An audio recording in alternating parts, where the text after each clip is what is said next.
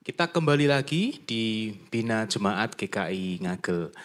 Bapak Ibu Saudara, kali ini kita akan membahas topik yang mungkin sensitif dan seringkali dianggap tabu, yaitu tentang seksual. Secara khusus, kita akan membicarakan tentang bagaimana orang tua mengajarkan batasan seksual pada anak-anak. Dan pada edisi kali ini kita akan berfokus pada usia yang memang anak-anak, ya balita sampai dengan sebelum remaja. Dan tentunya hari ini saya tidak sendirian, kita bersama dengan Bu Shirley Giantoro. Terima kasih Bu Shirley untuk waktunya. Sama-sama, selamat Dan malam.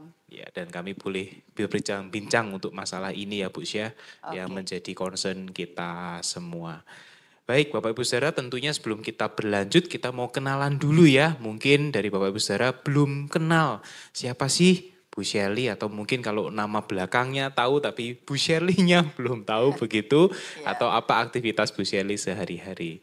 Baik, kita kenalan dulu dengan Bu Shirley. Mari silakan Ibu. Ya. ya. Saya Shirley, belakang saya Kiantoro, istri dari Pendeta Kaleb Kiantoro. Saya punya 2 anak, tapi semuanya sudah menikah. Jadi sekarang di rumah tinggal berdua lagi. Iya.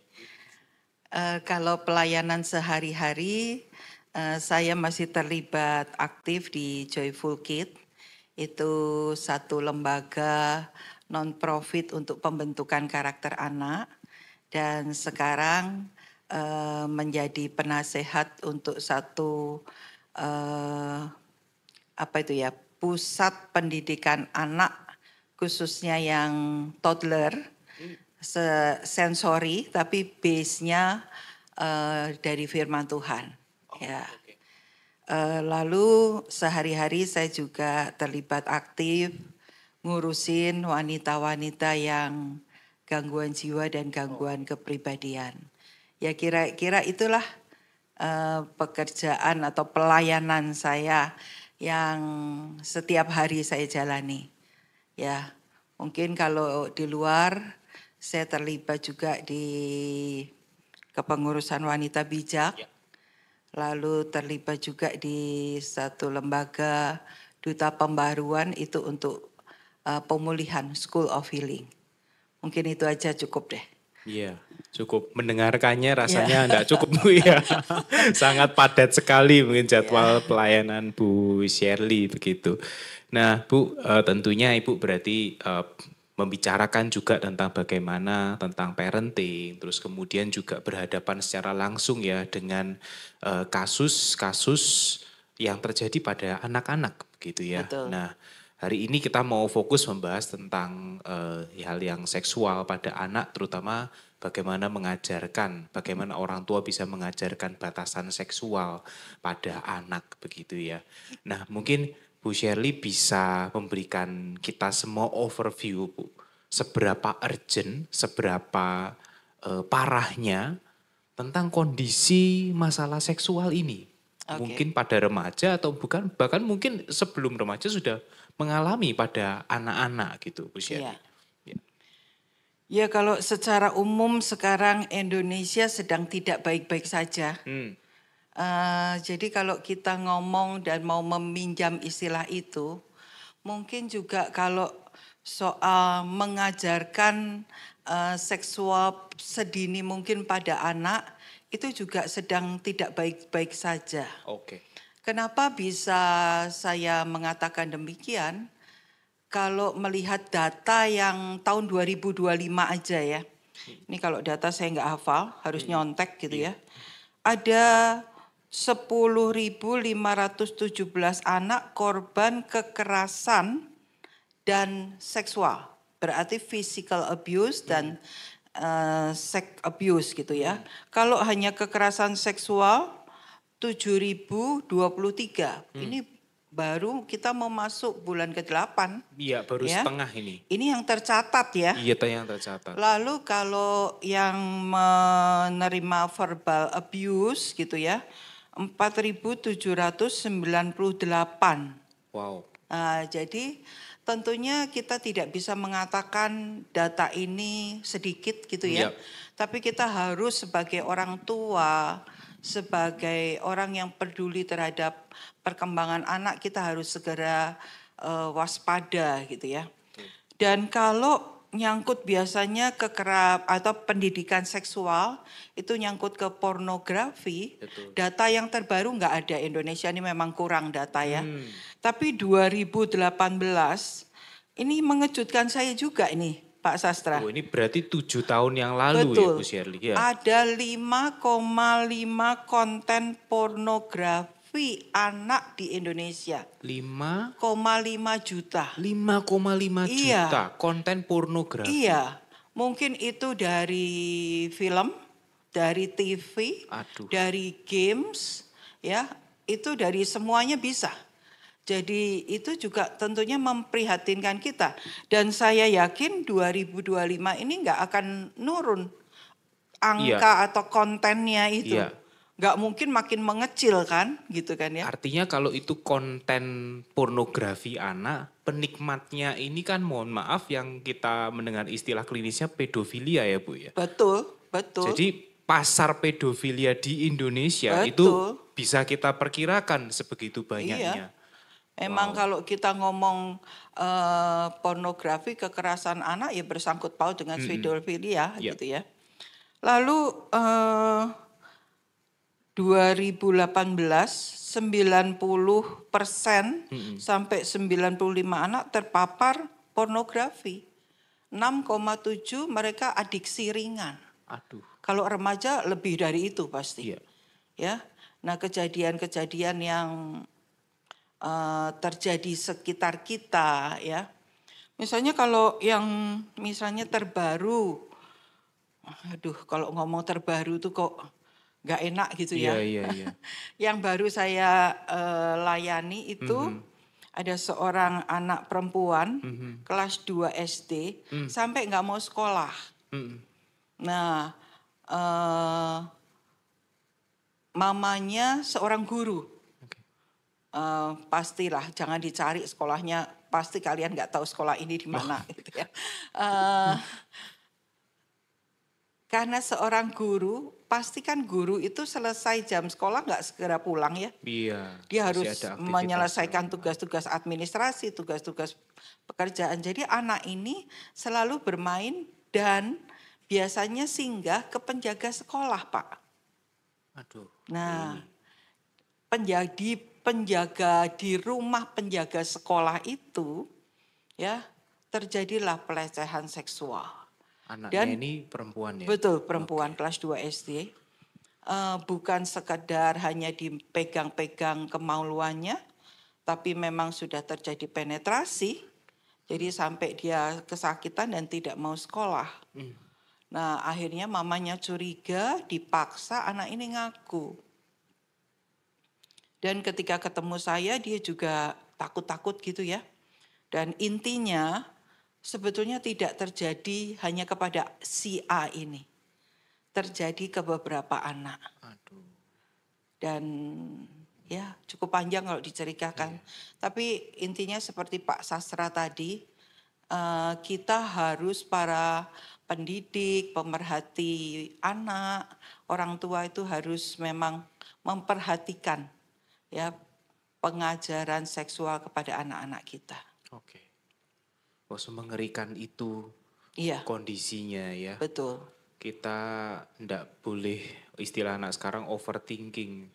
Tapi angka-angka itu menunjukkan memang dalam kondisi yang mengkhawatirkan, mencemaskan ya Bu ya. Dan mungkin juga kita bukan hanya harus khawatir ya Pak.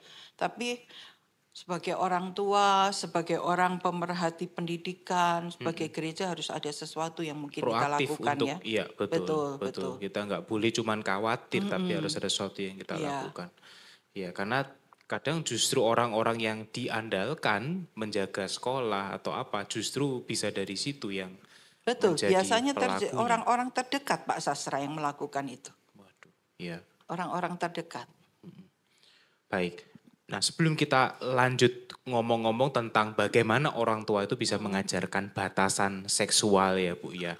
Kita mungkin perlu tahu dulu deh, mungkin dari audiens Bapak Ibu, jemaat mungkin belum mengetahui apa sih maksudnya batasan seksual itu tuh seperti apa, Bu? Ya, mungkin saya ingin mengawali gini. Memang di Alkitab itu tidak ada tersurat bahwa orang tua harus mendidik, mengajarkan tentang pendidikan seks kepada anak. Ya. Tetapi kalau kita melihat Amsal 22 dah ayat 6 pasti audiens juga hafal ya. Didiklah gitu ya seorang muda dengan jalan yang patut baginya.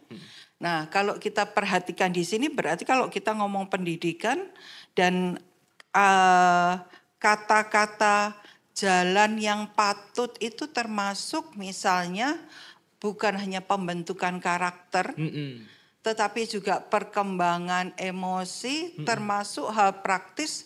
Betul. Soal seksual. Yes. Makanya secara eksplisit nggak ada, tetapi sebagai orang tua kita juga harus memperhatikan, memberikan edukasi seks kepada anak kita karena ini bagian dari kebenaran. Yeah. Ya.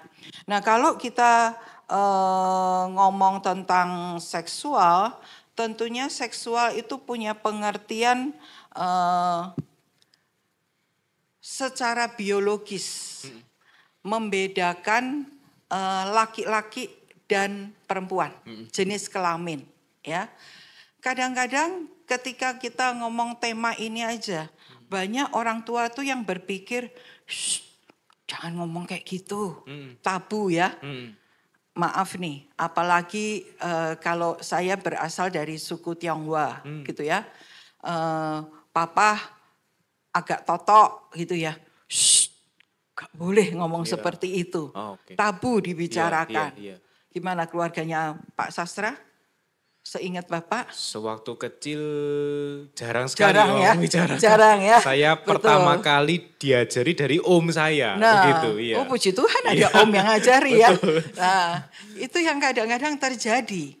Padahal kalau sebagai orang tua kita tidak mengajarkan, memberikan pemahaman ya tentang seksual itu apa, justru anak itu kan akan cari tahu sendiri. Ya. Dan bahayanya di zaman ini mana paling gampang? Medsos. Betul. Ya kan? Dan itu bukan pendidikan seks itu biasanya. Paling gampang lagi dari mana? Dari teman. Iya. Dari mana? Dari sumber-sumber yang kita malah nggak jelas juga. Ya. Nah, makanya kalau ngomong pemahaman seks itu apa, orang tua harus tahu bahwa seks itu ada diciptakan Tuhan loh. Ya kan?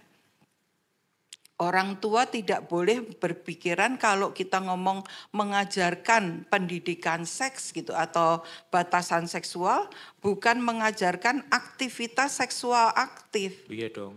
Iya kan? Iya. Nah, cuma orang tua mikirnya pasti ke sana gitu. Jadi itu yang harusnya dipahami bahwa tugas orang tua itu adalah memberikan pendidikan seks, bahkan mengajarkan batasan seksual kepada anak sedini mungkin. Oke. Kita explore dikit dulu ya Bu ya di situ. Pendidikan seks itu kira-kira aspeknya apa aja sih Bu Shirley pendidikan seks itu? Tadi kan mungkin tentang pria dan wanita begitu ya. Terus selain itu apa lagi Bu Shirley? Nah, untuk memudahkan Pak Sastra, saya ingin membuat akronim aja ya. Supaya gampang diingat. Siap. Seks berarti S ya. Itu saya kasih akronim yang pertama siapa saya. Bicara identitas. Ya, siapa khususnya saya. untuk anak-anak kita. Ya. Ya. Lalu edukasi dini. Edukasi dini. Nanti bagian E ini mungkin agak panjang ya. Lalu K itu katakan tidak. Karena anak harus berani berkata tidak. Betul. Ya. S itu berarti selalu cerita kepada, seharusnya idealnya mama papa ya. Iya. Selalu cerita kepada orang tua atau orang yang dipercayai oleh anak. Iya. Kadang bisa bukan mama, tapi mungkin guru sekolah minggu, ya kan? Betul. Mungkin om, tante, nah begitu. Ya bisa jadi bisa seperti itu. Betul. Ya, mungkin kita akan mengacu itu aja ya Pak Oke, Sastra ya supaya lebih mudah. Iya, baik. Oke, jadi kita mulai dari identitas dulu ya. Ketika Betul. kita ngomongin pendidikan seksual, kita Ya. harus jelas dulu tentang identitas seksualnya. Siapa saya itu bagian Iya, yang pertama gitu ya. Apa betul. itu, Bu? Jadi kalau ngomong siapa saya, identitas atau pendidikan seks ini kan eh, ngomong tentang anak laki-laki dan perempuan, ya. Ngomong tentang anatomi seksual, ya, ngomong tentang kesehatan reproduksi, Oke. khususnya buat nanti yang sudah mulai remaja, gitu ya. Eh, Lalu yang di bagian pertama ini sebagai orang tua, ini memang harus orang tua nih. Orang tua harus memberikan identitas kepada anaknya. Dia laki-laki atau perempuan. Contohnya gampang. Seorang anak laki-laki nangis pulang ke rumah. "Pak, itu loh temanku nakal. Ah, kamu nih cengeng kayak perempuan aja." Wah, itu mengaburkan malah. Iya, itu mengaburkan. Kan harusnya nggak boleh ngomong gitu dong. Iya. Ya, misalnya seorang papa melarang, "Kamu jangan nangis. Kamu tadi kenapa temanmu?" Jangan ngomong, "Ah, kamu ini kayak anak perempuan aja dong." Nah, identitas itu harus diberikan oleh orang tua. Kamu laki-laki, kamu perempuan. Bukankah kalau kita lihat di mana ya? TV, di film. Sekarang ada toleransi besar terhadap perilaku yang nggak jelas. Nah, ini. Itu laki atau perempuan? Nah, kelihatannya joget-joget, tapi cowok nggak jelas jogetnya itu seperti apa gitu ya. Ya kan? Iya. Jadi penting sekali orang tua untuk memberikan identitas. Di mana ya? Mungkin Bali ya sudah mulai ada tempat. Itu saya ke Bali itu sebelum COVID loh Pak. Biasanya toilet itu kan gambarnya Male female, cowok cewek. male female. Atau kalau nggak ada tulisannya kan juga jelas tuh. Ada satu yang boleh laki, boleh nggak jelas laki, nggak jelas perempuan. Oh, di Bali sudah ada. Sudah ada. Itu saya pergi, saya ingat banget tempatnya saya agak lupa. Itu sebelum COVID loh. Nah, dan saya punya murid sekarang kelas 5. 4 atau 5 ya. Wah, misalnya topik ngomong I'm precious gitu ya. Kamu perempuan, aku nggak suka jadi perempuan. Loh, jadinya aku nggak suka juga jadi laki. Waduh. Kira-kira jawaban dia apa? Anak kelas 5 kan sudah bisa utak-utak. Iya. Buka-buka YouTube ya, medsos. Jawaban dia apa? Kalau kita sekarang ngomong gender fluid ya, biner, dia ngomong begini. Ya kalau aku mau jadi laki, situasi laki, ya aku bisa jadi laki. Oh wow. Apa nggak memprihatinkan? Maaf ya, ekspresi kita tertawa ya audiens ya. Tapi itu tertawa yang nggak menyenangkan. Iya. Gitu loh. Tertawa ngenes ini. Tertawa ngenes betul. Temannya Ernest ya. Tertawa ngenes, benar loh. Wah, itu saya sama guru-guru saya langsung kita harus nyusun strategi, kita harus ngomong sama orang tuanya. Bacaannya anak-anak sekarang Inggrisnya pinter-pinter. Iya, apalagi baca artikel-artikel atau masuk aplikasi yang umur bisa tersamarkan ya. Udah kayak gitu loh Pak. Nah itu yang makanya orang tua harus memberikan identitas jelas. Misalnya kita berharap yang lahir anak perempuan, ternyata anak cowok. Ya tetap anakmu itu harus dikasih identitas jelas. Iya. Cowok. Iya. Atau sebaliknya gitu ya. Sebab itu masalah yang lain lagi gitu ya. Iya. Jadi buat saya atau kalau kita melihat Alkitab gender itu bukan pilihan atau perasaan orang. Iya. Ya. Gender itu bukan spektrum juga. Iya. Gender itu sudah ketentuan Mazmur 139 itu ya. Misalnya kalau kita lihat Efesus 2, kita ini buatan Allah juga. Jadi sudah jelas ketika Tuhan menciptakan, Tuhan mau dia jadi laki atau perempuan. Ya, ketentuan panggilan jadi laki atau perempuan. Nah itu sudah sepaket. Betul. Dengan alat kelaminnya apa, jenis kelaminnya apa, ya sudah gendernya itu. Iya. Jadi seperti itu.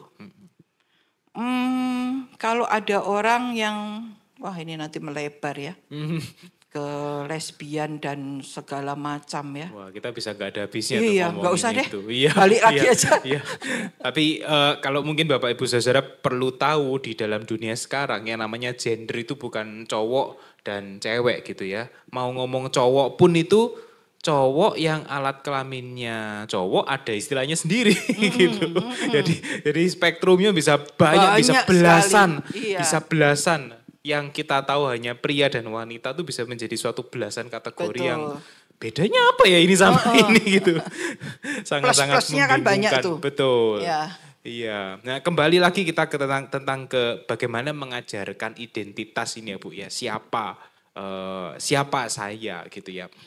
Praktikalnya apalagi ya, Bu? Jadi orang tua harus yang mengajarkan identitas. Ya. Jadi termasuk misalnya yang lahir anak cowok ya. Sejak misalnya memandikan ya. Terus dia sudah mulai, "Mah, kok aku kalau pipis kok berdiri? Kok enggak duduk seperti mama atau cece atau seperti adik gitu ya perempuan?" Nah, kita harus memberikan penjelasan yang benar. Kamu cowok, maka tubuhmu berbeda dengan, ini udah masuk yang bisa juga nih, edukasi dini. Maka tubuhmu juga berbeda dengan teman-teman yang cewek atau saudaramu yang cewek gitu ya. Makanya di bagian ini saya menghimbau nih para orang tua di dalam memberikan identitas, dan kita masuk yang kedua, edukasi dini. Pakailah istilah-istilah yang benar. Jadi untuk laki-laki, maaf ya, jangan pakai istilah burung, titit, atau apalah itu di daerah-daerah macam-macam Pak. Ya, jadi pakailah misalnya penis, buah pelir gitu ya. Ada cerita nih dari teman saya. Satu kali papanya itu ditelepon, papanya nelpon mamanya di speaker di mobil. Mamanya sedang di mobil bersama dengan anak laki-lakinya. Papanya bilang, "Mah, burungku mati." Nah, papa tuh di rumah memang punya peliharaan burung. Binatang burung, pet burung.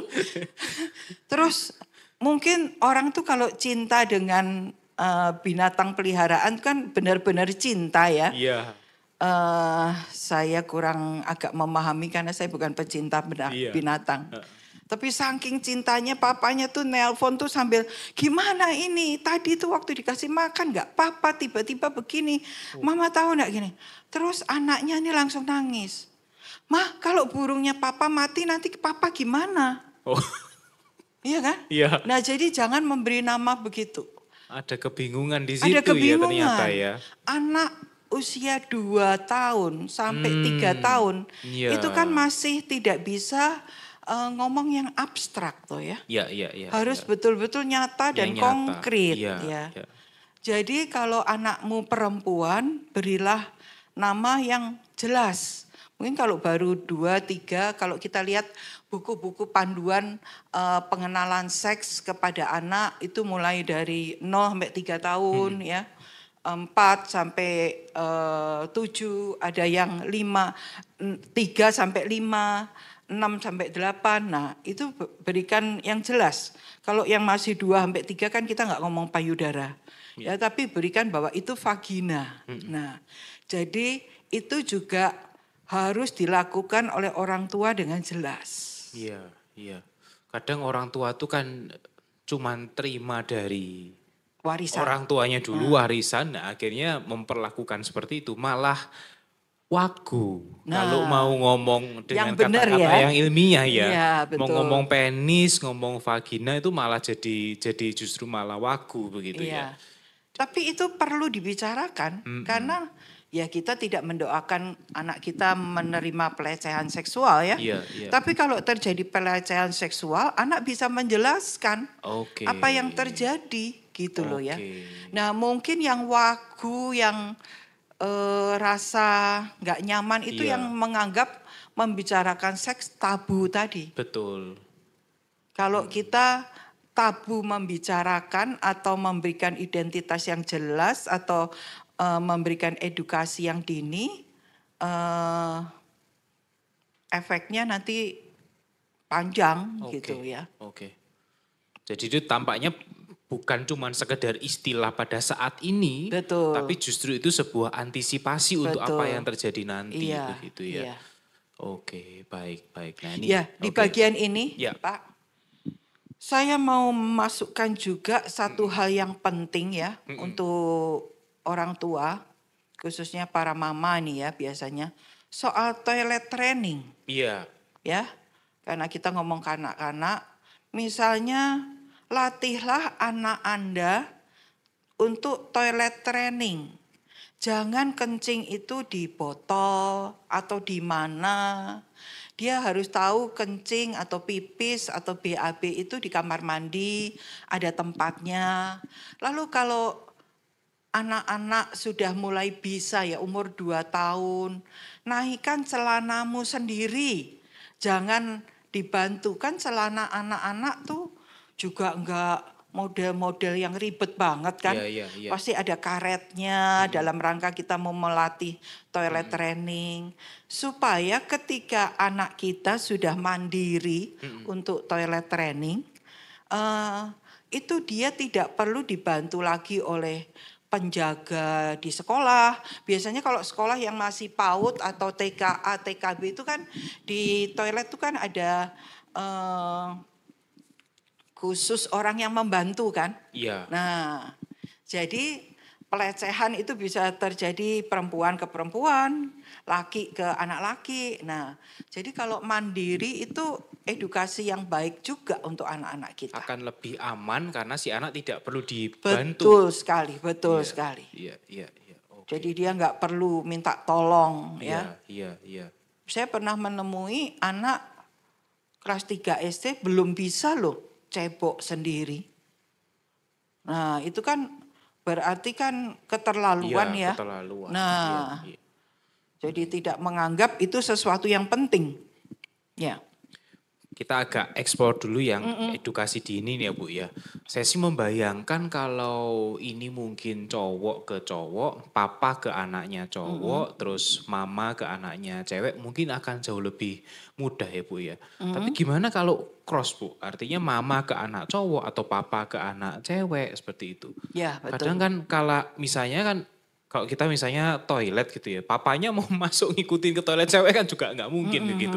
Gimana ya Bu ya kalau begitu ya? Nah itu pertanyaan penting juga, pertanyaan banyak orang tua tuh Pak. Nah biasanya memang untuk anak yang masih berusia sampai berapa tahun ya? Sampai 4 gitu ya. Cross gender ke mamah ke anak laki, papa ke anak perempuan itu nggak apa-apa. Ya, tapi ada waktunya anak itu harus belajar, misalnya Pak Sastra, harusnya belajar jadi orang laki dari mana? Papanya dong. Dari papa. Makanya ada masa-masa atau anak lebih besar itu dekat dengan yang sesama gender. Ya. Ya. Nah, tapi dalam tadi ya, kembali yang ke tadi, kalau di rumah nggak jadi masalah ya. Nah tentunya kalau bepergian ya mungkin lebih baik, lebih mudah mama membawa anak lakinya ke toilet perempuan. Walaupun tentunya dengan penjelasan nak ini toilet perempuan. Iya. Ya, seharusnya kamu ke toilet laki. Nah, kalau papahnya nggak ada. Iya. Tapi kalau papa membawa anak perempuannya ke toilet laki kan susah, ya, Iya. Iya. beda gitu. Iya. Nah, mungkin harus diatur seperti itu dan jelaskan kepada anak-anak. Jadi anak-anak paham ya untuk soal terus misalnya juga pertanyaan yang biasanya mengajarkan batasan seksual, mandi dengan orang tua. Nah itu gimana itu Bu? Ya itu tadi sama sebetulnya prinsipnya. Sampai kalau mandi 3 tahun lah ya. Jangan sampai mandi anak laki-laki mandi dengan mama. Dia usianya udah makin gede gitu kan ya. Saya pernah loh Pak Sastra menerima satu pemuda yang punya masalah dengan perilaku seks ya. Iya. Karena sampai gede dia selalu melihat, maaf nih ya, saya harus ngomong gini, mamanya pipis, kelihatan organ tubuh kelamin mamanya. Baik payudara maupun kelaminnya. Oke. Nah kita kan nggak tahu gitu ya.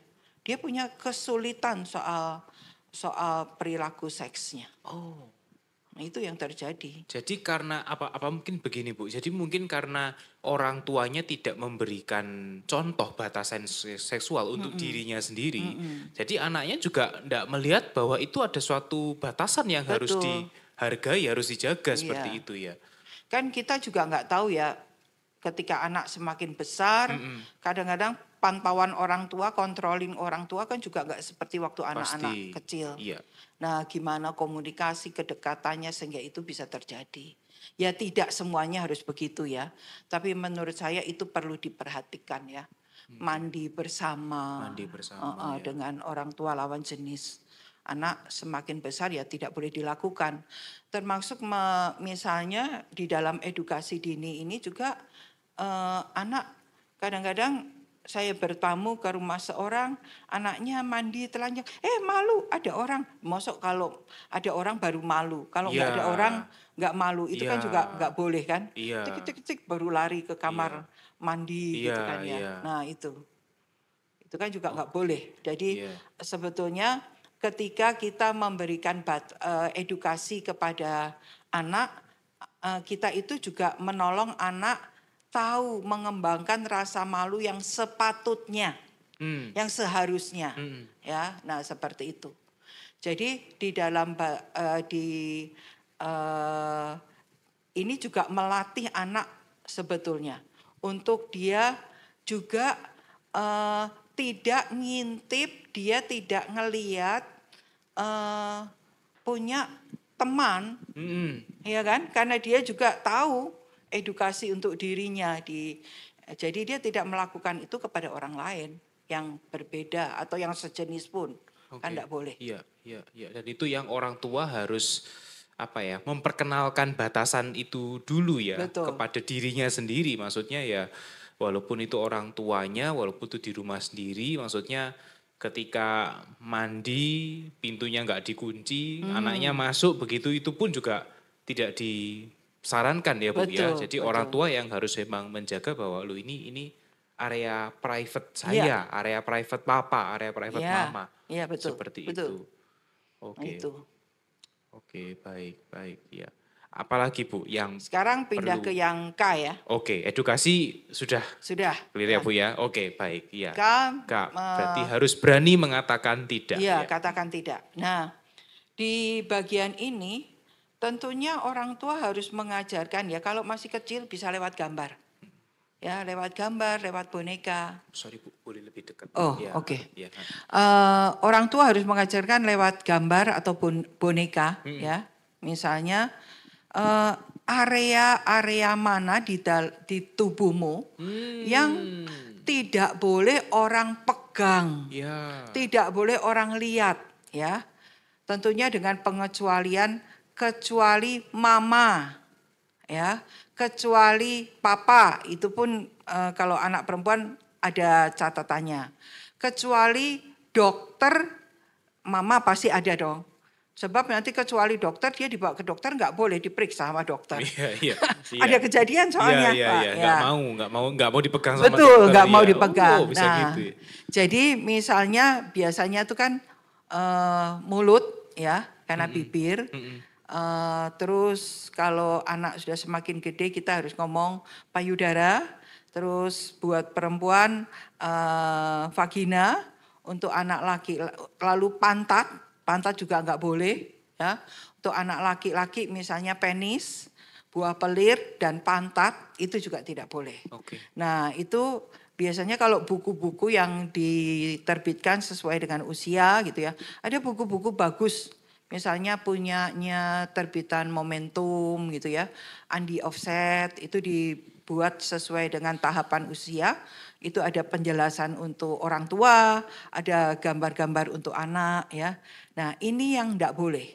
Jadi kalau ada orang yang kamu tidak kenal, tidak pantas untuk menyentuh, kamu harus berani katakan tidak.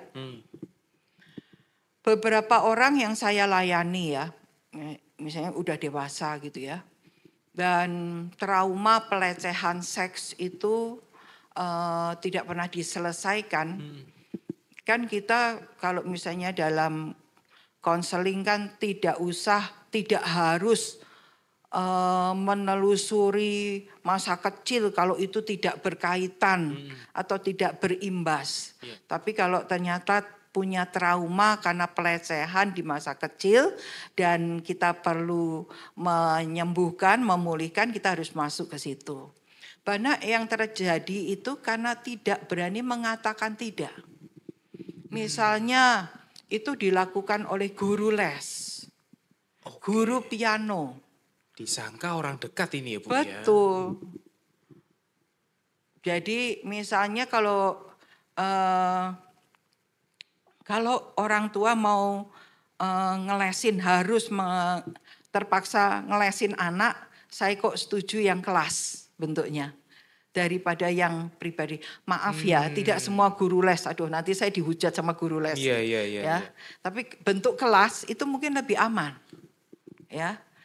Jadi banyak yang trauma itu guru les itu dengan kakinya, namanya predator, Pak.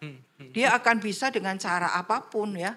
Dengan kakinya, dengan tangannya, tadinya pegang pahanya anak kelas 4, kelas 3, lalu lama-lama misalnya tangannya meraba-raba, itu bisa terjadi dan sangat mungkin gitu loh.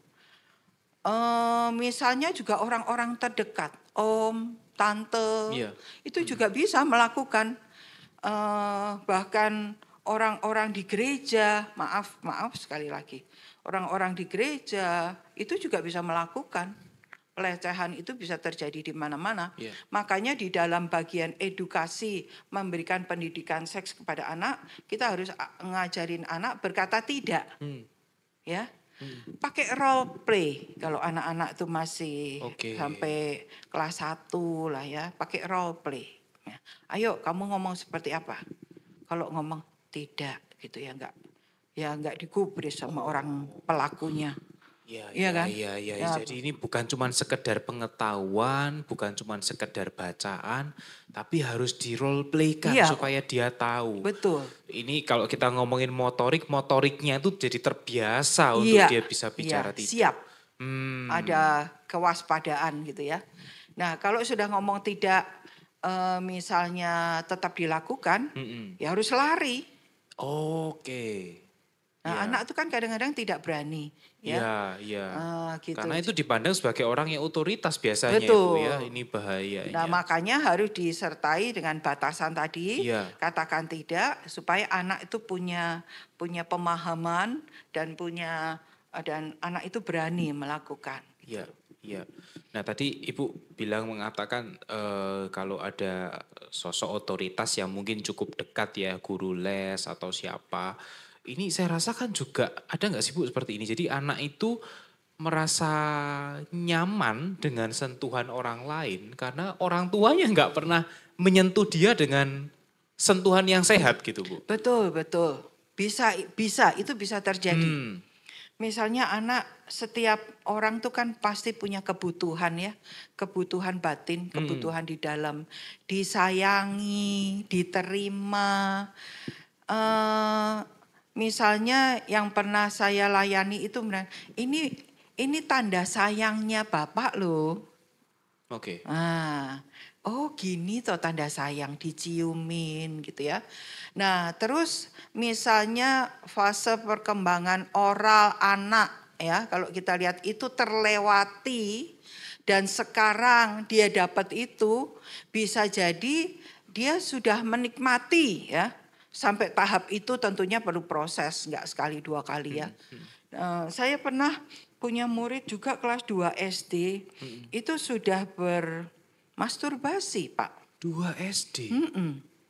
Dia lakukan dengan guling, dia lakukan dengan ujung tempat tidur. Oh. Dan ternyata ketika ditelusuri, dia pernah mendapat pelecehan seksual.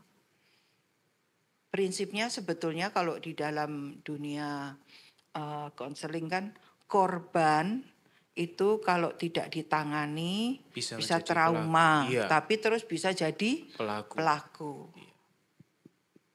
Itu. Karena ada sesuatu yang dia nggak sadar. Betul. Dan ya pengaruh di dalam ya, itu karena ya. punya kebutuhan tadi, iya. Terus situasi hubungan dengan orang tua tidak ada kedekatan emosional, ya kan, tidak ada komunikasi, nah itu kan bisa terjadi. Iya. Mama papanya ada di rumah tapi tidak punya interaksi, tidak ada relasi, itu bisa aja terjadi, apalagi mama papanya sibuk, nah itu bisa aja terjadi. Baik, tapi mau mengajarkan sentuhan yang baik, yang mengasihi, sama sentuhan yang sudah arahnya ke nafsu mungkin begitu ya, atau pelecehan itu gimana Bu ya mau mengajarkan itu Bu? Ya, jadi sebetulnya kalau di sekolah-sekolah tuh seharusnya diajarin Pak. Ya, sentuhan yang baik adalah jabat tangan, ya, tepuk bahu. Selamat pagi Shirley. Nah itu sentuhan yang baik. Terus misalnya lihat ada, oh rambutmu bagus ya, sentuhan yang baik ya. Tapi kalau itu dilakukan misalnya sentuhan yang tidak baik adalah menyentuh tadi bagian-bagian tubuh yang tidak boleh. Tubuhnya, ya. Tapi ada satu istilah juga sebetulnya sentuhan yang membingungkan Pak. Yaitu sentuhan yang tadinya sepertinya baik, tapi lama-lama jadi nggak baik. Wah ini. Nah, makanya itu anak-anak harus diajar itu. Ya harus diajarin ya, bukan dihajar. Ya, sentuhan yang membingungkan. Ada satu istilah yang sentuhan yang membingungkan. Apalagi kalau anak ini punya kebutuhan juga untuk disayangi. Iya dong. Tanda misalnya seorang anak, selamat pagi, itu tanda dibelai rambutnya tanda apa Pak? Ya sayang harusnya. Sayang kan? Iya. Tanda diperhatikan kan? Iya. Nah itu kan sebetulnya bagus tuh. Tapi kalau dia punya kebutuhan itu besar dan dilakukan oleh orang yang seharusnya tidak melakukan itu. Misalnya Pak Sastra saya ketemu anak laki langsung nggak kenal apa. Nah itu kan. Nah jadi anak harus tahu sentuhan yang membingungkan. Ini masa sayang ya begini. Nah itu yang harus diajarkan. Iya ya, jadi ini bukan tentang bagaimana cara menyentuhnya, tapi lebih kepada siapa yang menyentuh dan mana yang disentuh. Betul. Itu dulu ya. Jadi yang tahap atau yang tadi nggak boleh dilempati dulu kan, kalau enggak ini kan.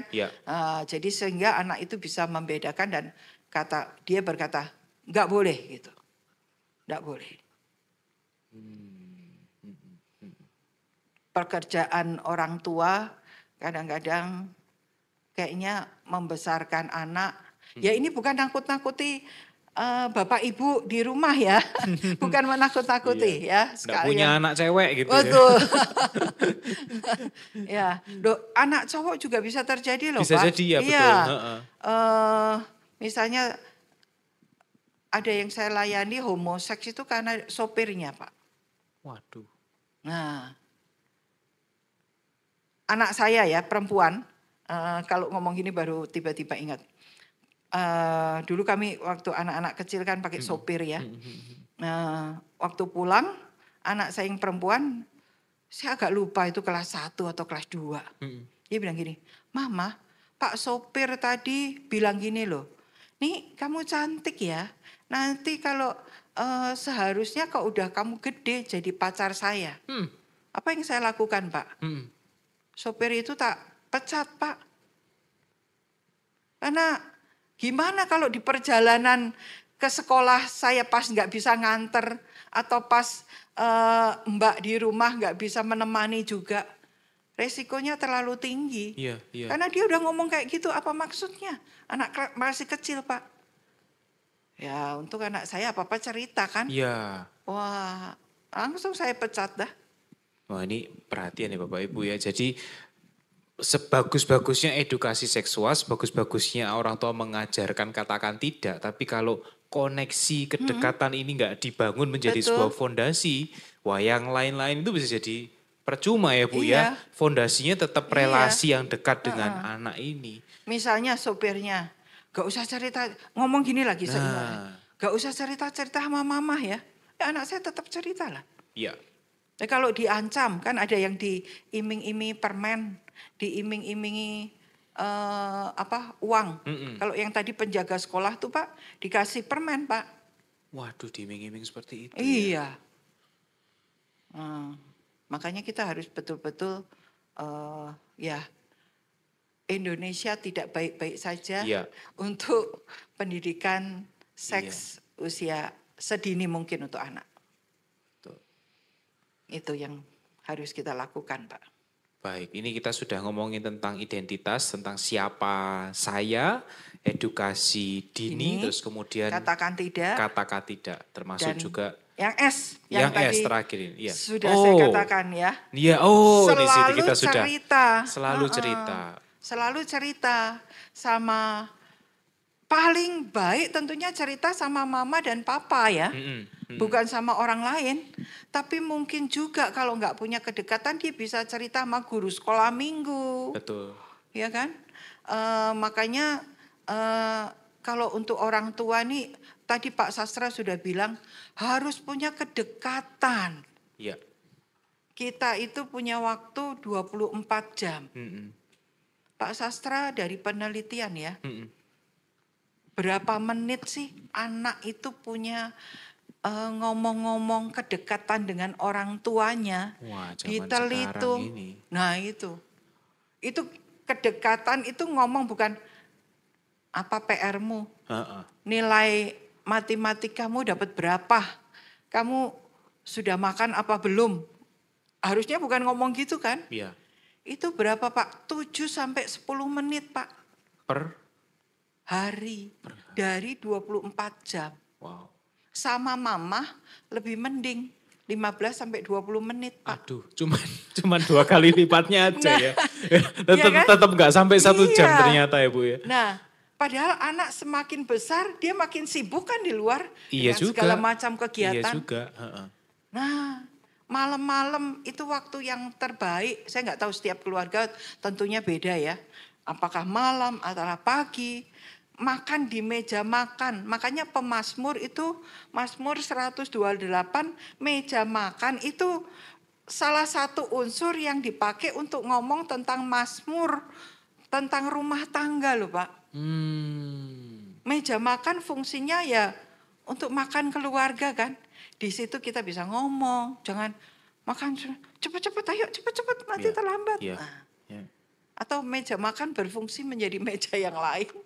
Atau tidak berfungsi. Nah itu harus ada tuh. Ngomong kedekatan. Ini kalau kita lihat ulangan pasal 6 ya. Dari 4 sampai 7. Didiklah anakmu. Waktu kamu bangun, waktu kamu berdiri, waktu kamu duduk, waktu kamu berbaring. Artinya semua aspek lini kehidupan. Itu orang tua harus setidaknya hadir. Anak tuh kan sebetulnya nggak minta prime time-nya orang tua toh Pak. Iya. Anak tuh ngerti kok papanya kerja 8 jam, 10 jam. Anak tuh ngerti mamanya juga zaman sekarang ya ada peran ganda ya, seorang mama ya. mamanya kerja juga. Nggak minta prime time-nya orang tua kok anak itu. Kadang sisa-sisa ya Bu ya. Betul, Sudah betul. malam, sudah Betul. capek ya. Nah, tapi sisa-sisa yang mari kita sadari kalaupun itu sisa-sisa yang berkualitas. Bukan sisa-sisa terus kita emosi. Marah. Sudah sedikit jelek pula kenangannya gitu ya Bu ya. Ada anak yang mungkin dia tidak bisa cerita sepenuhnya kepada mama ya, kepada orang tua. Tapi kalau dia bisa cerita sama guru sekolah minggu. Oke. Nah, saya harapkan juga kalau ada guru sekolah minggu yang dengar gitu ya. Jadi bukan hanya selesai ngajar, bye gitu Ya, kan. perlu being available untuk itu. Biasanya Ya. datang lebih pagian atau pulang agak lambat sengaja. Iya. Kalau kita ngomong pendidikan itu kan sesuatu yang terencana dan intensional kan Pak. Oke. Gak mungkin namanya pendidikan itu tidak terencana. Gak ada yang namanya pendidikan itu otomatis, gak ada. Dan disengaja. Jadi saya juga kalau boleh ngomong sama guru-guru sekolah minggu ya. Datanglah lebih pagi, pasti ada anak yang mamanya juga papanya ke gereja pagi, gak telatan, ajak ngomong. Ya, datang lebih, pulang lebih lambat sedikit. Nanti di sini manggilnya apa? Kakak ya? Kakak mungkin ya. Kakak pengen ngomong-ngomong loh sama kamu. Nah, ajak ngomong. Jadi itu sangat baik. Iya. Setidaknya masalah apapun kalau dia nggak bisa ngomong sama mama papa nih. Ada orang dewasa lain yang bisa diajak ngomong. Betul. Iya. Ada orang dewasa lain. Dan saya harapkan guru sekolah minggu aman ya. Iya. Dan ini ya, saya mengkhawatirkan itu orang tua justru ketika dengan cerewet-cerewetnya si anak, ketika si anak itu ada rasa percaya, karena itu si anak ini cerita, bisa cerita apapun hal yang detail, tapi orang tuanya kadang tidak merasa, kamu tuh ngomong apa sih nak? Gitu. Responnya enggak tepat. Responnya enggak tepat ya. Atau Betul. mungkin enggak tahu itu menghakimi. Atau mungkin sudah kamu tuh ngomongin apa sih yang penting aja gitu. Ya. Nah ini malah. Nah itu enggak boleh sebetulnya. Prinsipnya kan harusnya tulus. Enggak boleh menghakimi ya. Terbuka gitu. Karena kalau anak sudah digituin ya. Kali kedua aku malas cerita sama mama. Malas cerita sama papa. Tambah disalahin apa lagi gitu ya. Nah itu harusnya dengarkan aja. Apalagi kalau kita memang punya anak yang ada anak itu yang kebutuhan berceritanya itu banyak Pak. Ya kebutuhan. Iya kan? Iya. Dia ngomong nggak ada habisnya. Iya bisa begitu. Dari saya pernah punya, bukan pernah punya ya, sampai sekarang masih keponakan saya. Itu dari Surabaya sampai Semarang Pak, dia nggak berhenti cerita. Iya. 4 jam. Iya.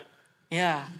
Nah kalau cerewet kamu udah tidur gitu kan. Aduh. Tapi ada anak punya kebutuhan, dia cerita sama siapa Pak kalau nggak bisa cerita sama mama papanya. Saya membayangkan orang tua zaman sekarang kadang butuh me time. Nah itu. Anaknya dikasih handphone, dia pegang handphone. Nah, tapi bahayanya ke pornografi lagi nanti. Nah, iya. Ya, kalau handphone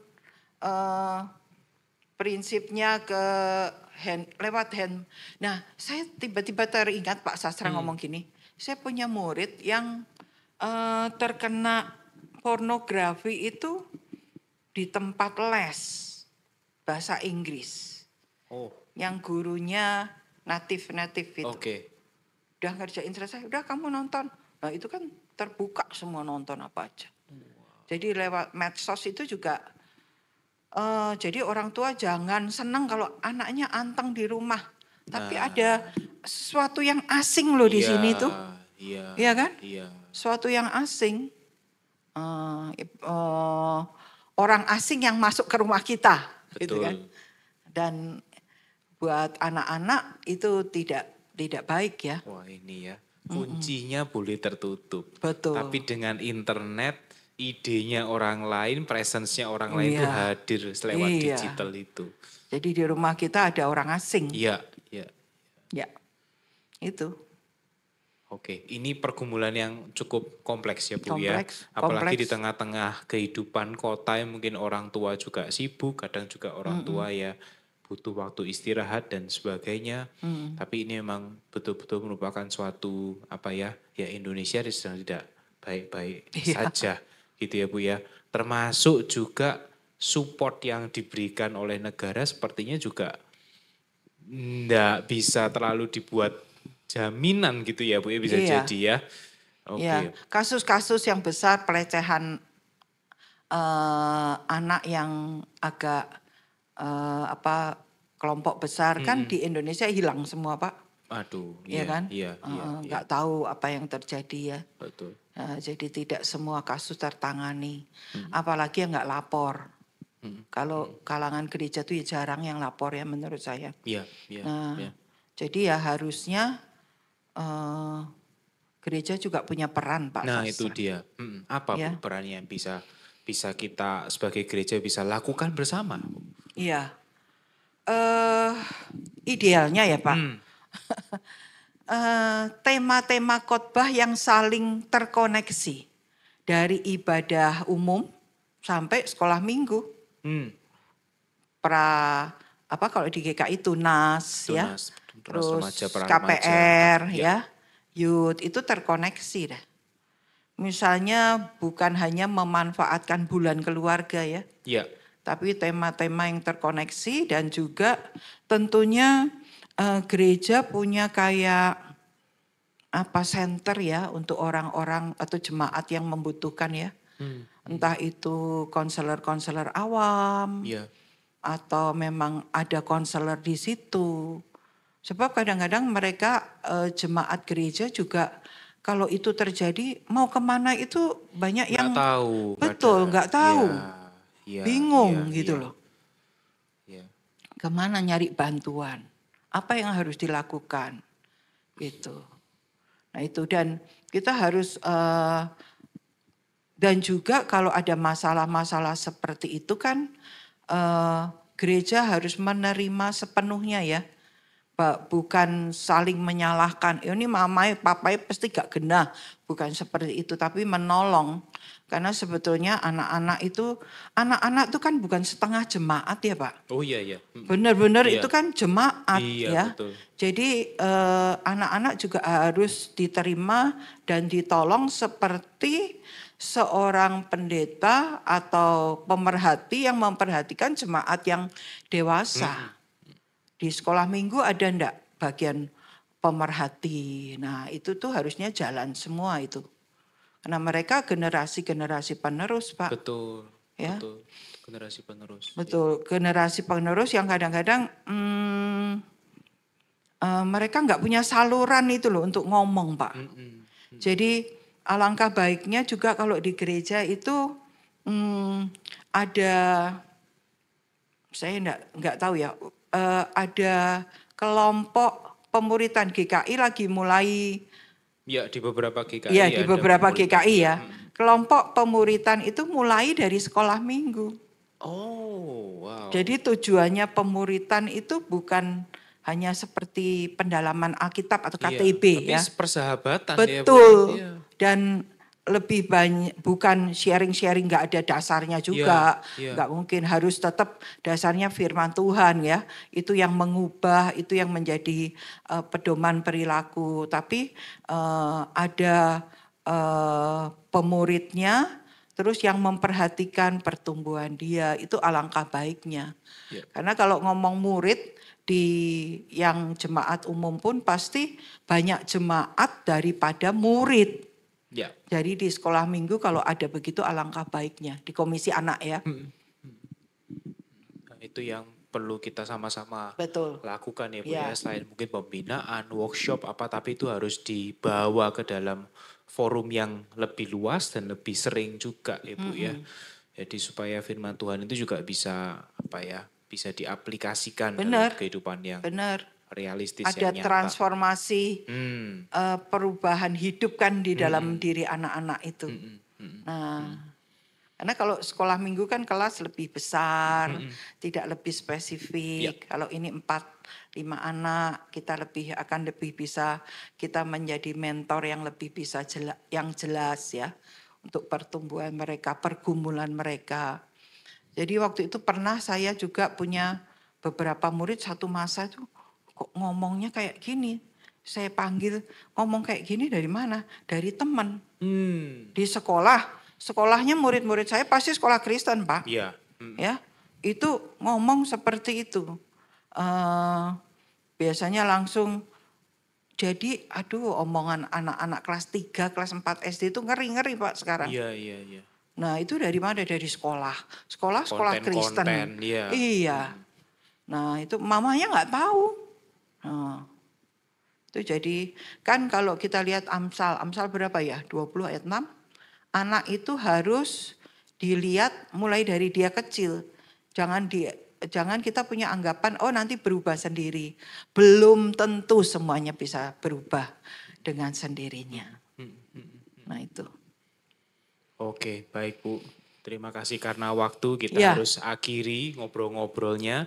Jadi hari ini kita dapat bekal dari Bu Shirley. Bagaimana orang tua mengajarkan batasan seksual pada anak, ada 4 huruf akronim Bapak Ibu Saudara ya, SEKX. Siapa saya, bicara tentang identitas, edukasi sedini mungkin, kemudian berani untuk katakan tidak, K, dan orang tua yang siap untuk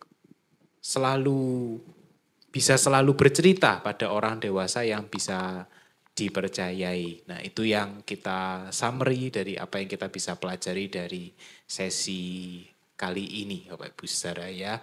Terima kasih Bu Shirley untuk sharing-sharingnya. Tentu kalau misalnya kita ini mau bicara lebih dalam tidak cukup waktunya. Betul. Dan akan lebih enak kalau mungkin ketemu langsung, kita praktek langsung begitu Bapak Ibu Saudara ya. Semoga kita suatu kali nanti boleh ada kesempatan untuk itu Bapak Ibu Saudara. Baik, terima kasih Bu Sama-sama Shirley. Pak, terima kasih. Tuhan Yesus memberkati untuk kita semua.